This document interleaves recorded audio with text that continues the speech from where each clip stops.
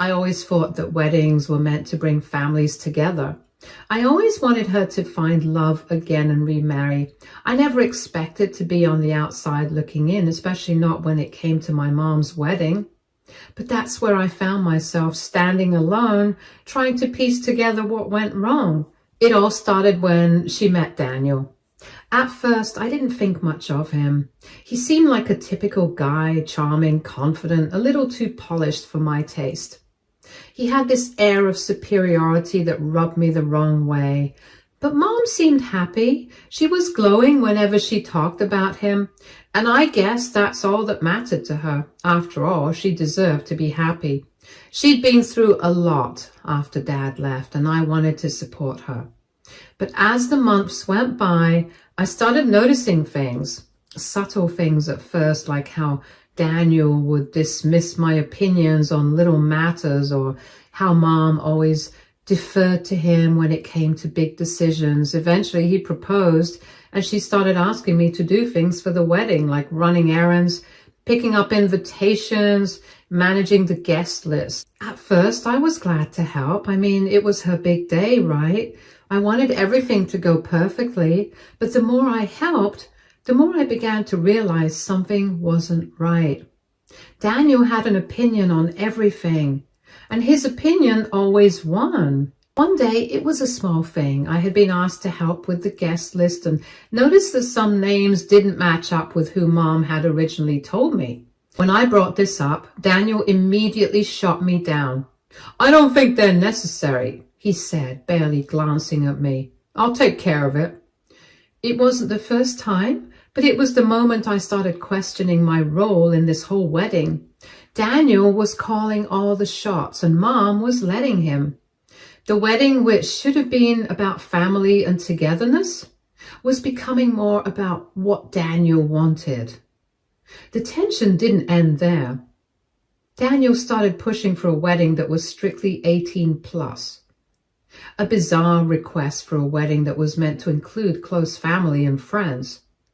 At first, I thought maybe he was just being picky, but when I heard him mention how the wedding should be an exclusive adult-only event, I couldn't help but feel like I was being pushed aside. I was 17 and I didn't understand why I was suddenly being told I didn't fit the mold for this wedding. I was her daughter, for God's sake. Shouldn't that count for something? I tried to suppress my frustration and remind myself that it was her day and that I should support her no matter what. But as the days passed, more of Daniel's influence started creeping into every decision, and the more I helped, the more I felt like I was being erased from the picture. Pushed my feelings aside, hoping that things would settle down, but then came the breaking point. I was disinvited from the wedding. It happened one evening just a week before the wedding. Mom and Daniel were in the kitchen finalizing a few details. I had been busy running errands for them, dealing with the last-minute adjustments they kept throwing at me. When I walked in, expecting a simple conversation, my mom's words hit me like a slap to the face. "Honey, I don't know how to say this, but..." She trailed off, looking to Daniel for guidance. He nodded slightly and she continued, "I think it would be best if you didn't attend the wedding." I stared at her, dumbfounded. "What do you mean? Why? I've been helping with everything." Daniel cleared his throat. "It's just that the wedding is for adults and you're still too young. And with everything going on, we think it's better if you stay out of the way." His voice was calm, but there was an edge to it that I couldn't ignore. "Mom, why does it matter if I'm 17? I'm practically an adult." I tried to reason with her. I could feel the weight of her hesitation as she glanced over at Daniel, who was watching with a raised eyebrow. Mom looked at me with an apologetic expression, her face softening, but I could see the guilt behind her eyes. It was like she wasn't even there anymore. "I'm sorry, honey. It's just the way it is. Daniel wants the wedding to be his vision, and I need to respect that." I told her that Daniel should have thought of that before making me do so many favors for his wedding, and I stormed off. My world crashed at that moment. The woman who had been my rock, the person who I had always thought would stand up for me no matter what, was choosing Daniel over me. I wasn't even given a chance to voice my thoughts. I was fighting back tears as I went upstairs, but as I sat on my bed alone with my thoughts, a wave of anger washed over me. I had done everything to help with the wedding, everything to make sure it was perfect for her. And she was just going to throw me aside because Daniel didn't want me there. That night, I couldn't sleep. My mind was racing, replaying the conversation over and over again. I was hurt. I was furious, but most of all, I felt completely betrayed. The woman who had raised me, who had promised to always have my back, had just let me go without a second thought, and it was all because of him, because of Daniel and his ridiculous rules.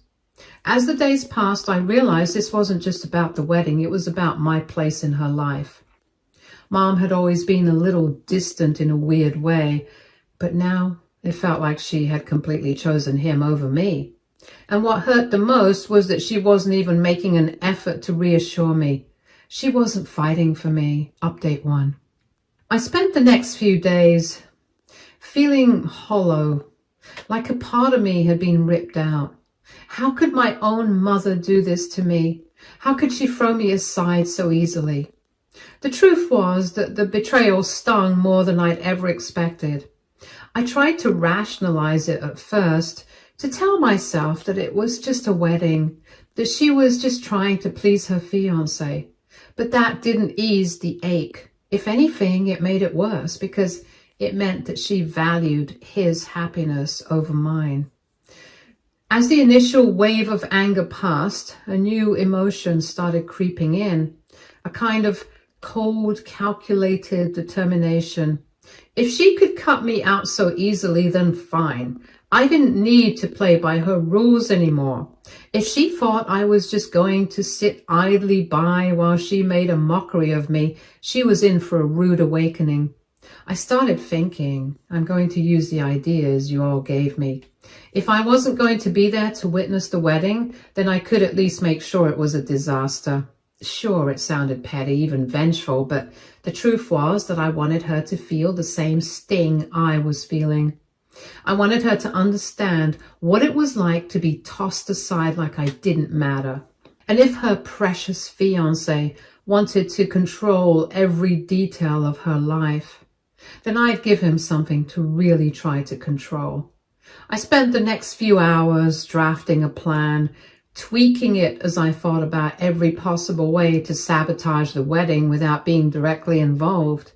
The key was subtlety, something that would create chaos without giving me away.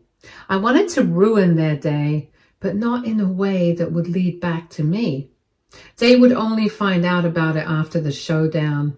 First, I started with the invites. I already had access to the guest list and I knew exactly how the RSVPs had been set up.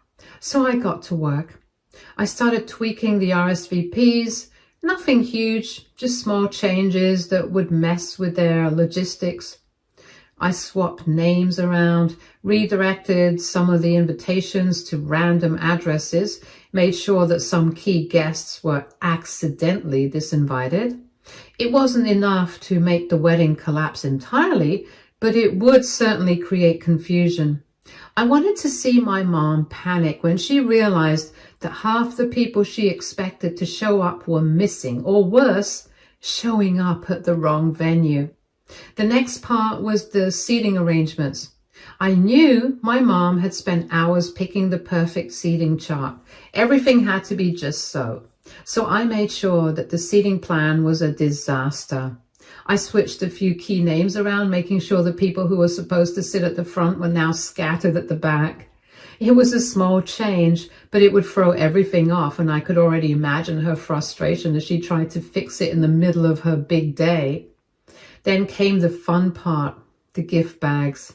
They were supposed to be a nice little touch, something thoughtful that guests could take home with them. But I wasn't interested in playing nice. I got my hands on a few of them and swapped the contents. Instead of the fancy keepsakes, I added silly little trinkets, things that would make the guests question the entire event. I made sure it was subtle enough that no one would find out immediately, but just noticeable enough for people to talk. As I went through the plan, I couldn't help but feel a mix of excitement and dread. I was going to ruin her day, and I didn't even know if I was doing the right thing. But as soon as I thought about how she'd chosen Daniel over me, and how she'd thrown me out of her wedding like I was nothing, the guilt disappeared.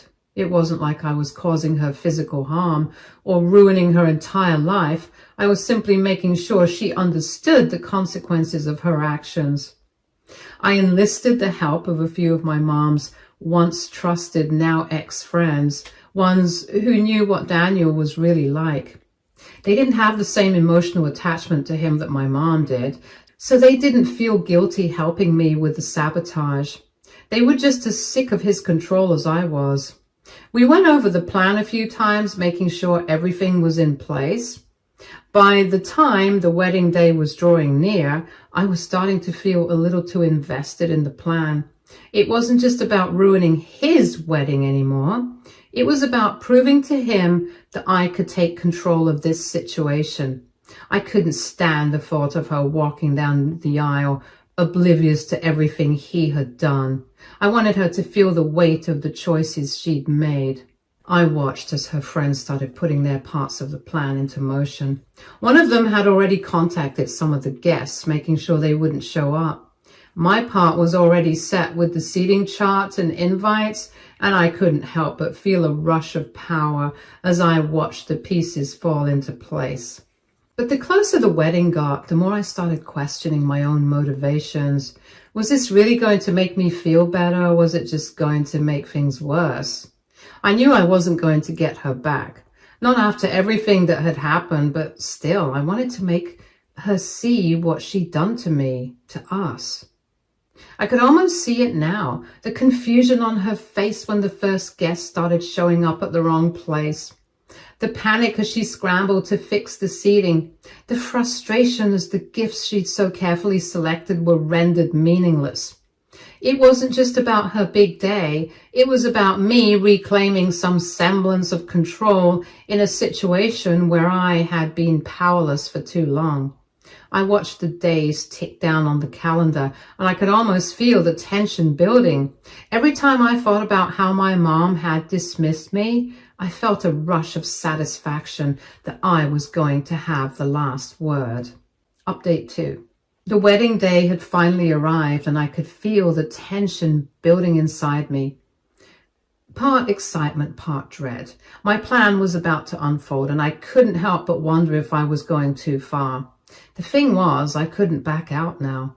Not after everything I'd been through, and not after being discarded by my mom for her fiancé's perfect day. I wasn't about to let it happen without making an impact. I could only imagine what was happening. The parking lot that should have been filled with cars was almost empty. People were arriving, some looking confused and others checking their phones, double-checking the address. It felt like everything was falling apart already. Inside the venue, things were a mess. The seating chart had been altered. People who were supposed to be sitting up front were now stuck in the back, while others who were meant to be tucked away found themselves front and center. The whole setup was a disaster. I'd made sure that the RSVP list had been tampered with, names swapped around, addresses changed. It was chaos. I couldn't help but feel a sick sort of satisfaction. But it wasn't just the seating. No, I'd planned for much more. The caterers had been given the wrong head count, way lower than the guests that had arrived. The food wasn't enough for the guests who showed up, and what little there wasn't the right food. I could practically hear the panic in the air as people started to realize something was off. It was all slipping through their fingers, and no one knew what was happening. Not yet, but they would. I wasn't there. I heard all this from my mother's ex-best friend, and she was there when my father left us. She had been with my mother through thick and thin, and she was just kicked out of my mother's life because of Daniel. No, she wasn't one of the friends that had helped me, but I put her on the guest list. The groom was pacing, phone in hand, calling the wedding planner. barking orders at anyone who would listen. It wasn't the perfect day he'd been hoping for, not even close. I almost laughed when she told me, but I bit my tongue trying to keep my emotions in check. Meanwhile, my mom, still in her wedding dress, was trying to keep everything together. She was hardly the calm bride I thought she'd be. The stress was written all over her face, and she looked overwhelmed, just like I knew she would be.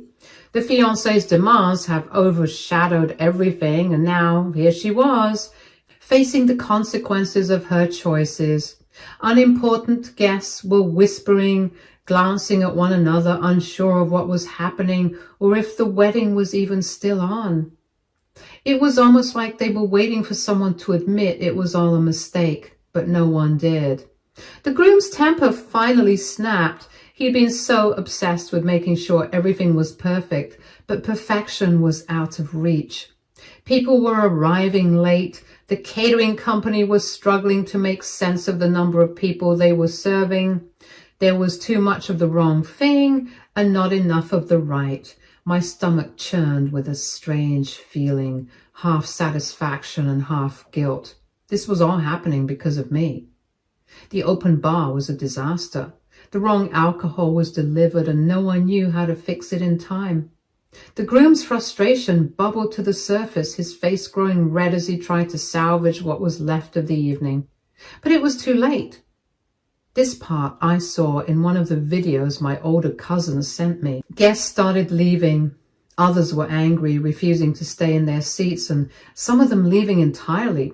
Every attempt to smooth things over only made it worse. By the time the first dance rolled around, it was a full-blown disaster. The DJ, thrown off by everything that had gone wrong, started playing the wrong song, and it wasn't just a small mistake. It was a song that had no meaning for the bride or groom. It wasn't their song. It was like a slap in the face, and I couldn't help but feel a sense of twisted satisfaction. I didn't even meddle with this part. It was a mess. It was chaos, and it was beautiful. The wedding wasn't just ruined, it was a wreck.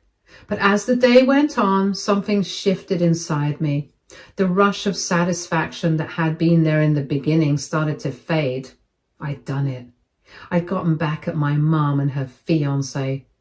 But now that it was happening, I felt a twinge of guilt. Had I gone too far? Was this really the way I wanted to do this?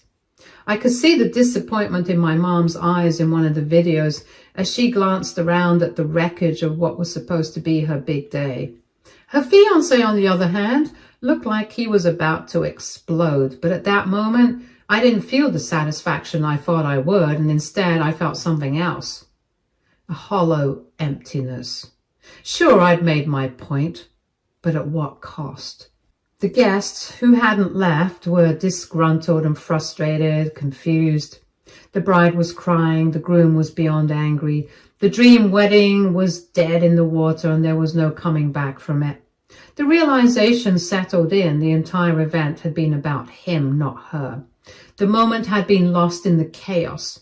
It was a beautiful thing in a sick way. The damage was done. Whether or not it was worth it, I wasn't sure yet, but I knew one thing for certain.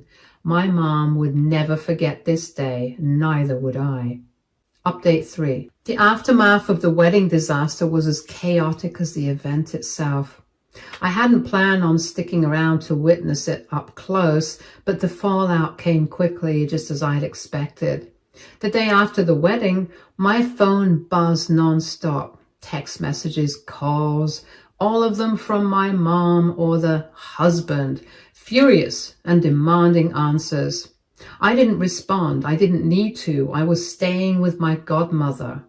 By the evening, my mom showed up at her door. She looked a mess, her wedding dress still crumpled in a corner of the back seat. Her makeup streaked from a long day of tears. I'd never seen her like this before. She stood there shaking with rage, trying to keep her voice steady as she told me she needed to know why I did this. Why would I sabotage her wedding, my own mother's happiness? It felt like a slap, and it took everything in me to stay calm. This wasn't the woman who'd raised me. This was a stranger, a woman who'd chosen a man over her own daughter. I replied coldly that I didn't sabotage anything. She had. She had made a choice. I told her she chose him over me. She let him dictate everything, even when it hurt me. And now she expected me to just sit there and watch her marry a man who didn't even care about me. She recoiled as though the words stung more than she was willing to admit. Her face twisted, a mix of hurt and anger, but it was mostly anger. She shot back, telling me that I wouldn't understand, and I never did. It was as though she was trying to shield herself from what was obvious, that her choices had led us here. I stood firm, asking her that I didn't understand. She kicked me out of her wedding because I wasn't 18. She disinvited me like I was some inconvenience, like my presence didn't matter. And for what? Because her fiancé wanted a perfect day at the expense of her own daughter? Did she really not see what she had done? Her face crumpled for a moment, but then the defense mechanisms kicked in and she told me that this wasn't about him, that this was about me and my childish behavior, that I was trying to ruin everything because I didn't get my way. She was tired of my games and that I needed to grow up and stop making everything about me. I shook my head, disgusted. She didn't get it. I told her that if she had done everything for me, she wouldn't have let him treat me like garbage. She wouldn't have chosen him over her own flesh and blood. This wasn't some petty fight about who got what. This was about me, her daughter, being completely forgotten. She stepped forward, eyes blazing, and told me not to dare accuse her of that. She claimed she'd done everything she could for me and that this was how I repaid her, by making a fool of her in front of everyone. I stood my ground, letting her words bounce off me. It was hard, but I wasn't about to back down. I told her that if that was true, she wouldn't have let him choose everything, even when it meant excluding me. I didn't matter. I wasn't a priority. She was choosing him over me, and I was done pretending otherwise. Her face twisted into something unrecognizable, and before she could respond, he appeared in the doorway behind her, his presence like a shadow looming over us. He didn't say anything at first, but the look on his face was enough. He was seething. He told me that maybe if I acted my age, this wouldn't be a problem, that I was just throwing a tantrum because I didn't get what I wanted. I needed to grow up. I turned to face him, my frustration reaching its peak.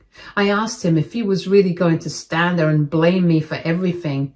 He had ruined everything, and yet somehow it was still my fault. I didn't ask for this. I didn't ask for him to come into our lives and make everything about him. I didn't ask to be treated like an afterthought and shoved aside for his perfect wedding. And now he was blaming me? He took a step closer, but I didn't back down. I refused to let him intimidate me. He told me that he wasn't going to let me tear apart his relationship with my mom, that I was just a kid who didn't understand how things worked. I looked at him, disbelief in my eyes, and said that no, I understand perfectly. He was controlling and manipulative, and he had turned my mom into someone I didn't even recognize. I'd had enough, I told him. The wedding wasn't about family, it was about him, and I wouldn't pretend otherwise. They went silent for a moment, the weight of the words hanging in the air. My godmother was standing behind me, ready to intervene. She too hated that man as much as I did. My mom looked between us, her eyes flicking between me and him, but she didn't say anything. It was as if she was waiting for me to back down, for me to apologize and for me to admit I was wrong, but I wasn't going to. I told her she was right about one thing, that this wasn't about family. It was never about family.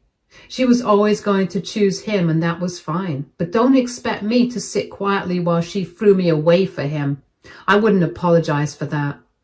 My mom's face crumpled. She said I was making this so much harder than it had to be, and that she just wanted to be happy. I laughed bitterly and told her that she thought being happy meant ignoring her own daughter, and that she was no better than my father. That if she honestly thought that was happiness, she was wrong. She was just trying to justify the fact that she had abandoned me for someone who didn't even care about me or much for her. Her eyes filled with tears, but they weren't for me. They were for the life she thought she was going to have with him. The one where everything was perfect and where he was in control and I was nothing more than an afterthought. It was too late for that now. I saw her for who she really was and I wasn't going to pretend anymore.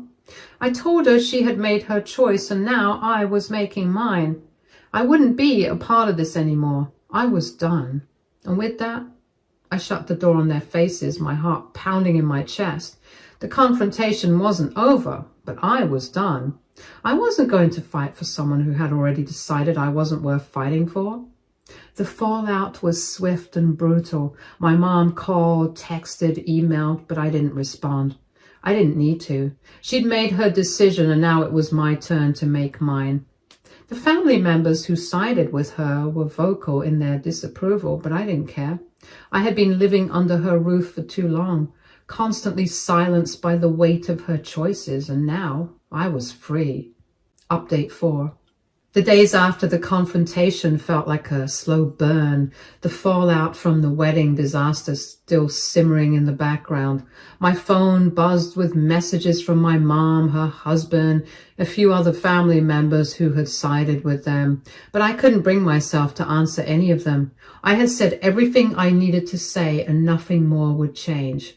I knew deep down that my mom was never going to see it my way, and I wasn't about to waste any more energy trying to make her. A few days after everything blew up, my mom sent a text begging for reconciliation. She said she understood I was hurt, but that we were family and we needed to fix this. I deleted the message without a second thought. Family? If she truly saw me as family, none of this would have happened. She had made her choices and I had made mine. I wasn't going to pretend everything was fine just because she wanted to sweep it under the rug. The calls started coming soon after. Her husband left me multiple voicemails, each one angrier than the last. He accused me of destroying the wedding, of ruining everything. He told me I had ruined my mom's happiness and that I was selfish for wanting everything to be about me. His voice was venomous, like he wanted to hit me, but the more he ranted, the more my resolve solidified. This wasn't about him. It never had been. This was about my mom, who had let him control everything and who had pushed me out of her life for him. I told him to stop talking about himself and blocked him. There was nothing left to say. He wasn't going to change. He was too deep in his need to control everything, and I wasn't going to let myself be a part of that. Family members who had once been supportive of me began sending messages of their own. Some of them tried to get me to see reason, to apologize, make amends, but I knew better. They didn't understand. They hadn't seen what I had seen. They couldn't see that their pleas were only reinforcing the cycle that had kept me in that toxic relationship. Others, however, sided with my mom and fiance, and they called me immature, selfish, childish for disrupting everything. They said I was trying to ruin my mom's happiness out of spite and that I didn't deserve a place in her life if I couldn't get along with her choices. I didn't care what they thought. They weren't the ones who had been cast aside like trash. They weren't the ones who had to watch their mom throw them away for a man who couldn't care less about them. In the midst of the chaos, I started to pull away from everything and everyone. I had to. I couldn't keep fighting the battle alone. The emotional toll had been too much, and I knew it was time to put myself first for once. I had to let go of the idea that family had to be blood. I had always believed that family was about loyalty, about being there for another. But now I realized that wasn't always true. Sometimes family was toxic, and it was okay to walk away from that. I wasn't abandoning my mom. I was just refusing to let her or anyone else treat me like an afterthought. For so long, I had been trying to fit myself into a life that wasn't mine, trying to make my mom see me as I was, trying to win her love and attention, but it wasn't going to happen. I could never be who she wanted me to be, and I didn't have to be. My phone buzzed again, and this time with a message from my mom. It was a simple, "I miss you. Please come home." I stared at it for a long time, unsure of what to feel. Part of me wanted to respond and to go back and make everything right, but another part of me, an older, stronger part, knew I couldn't. Not like this. Not until she understood that I was a person. not just something to be pushed aside for the sake of someone else's happiness. I deleted the message.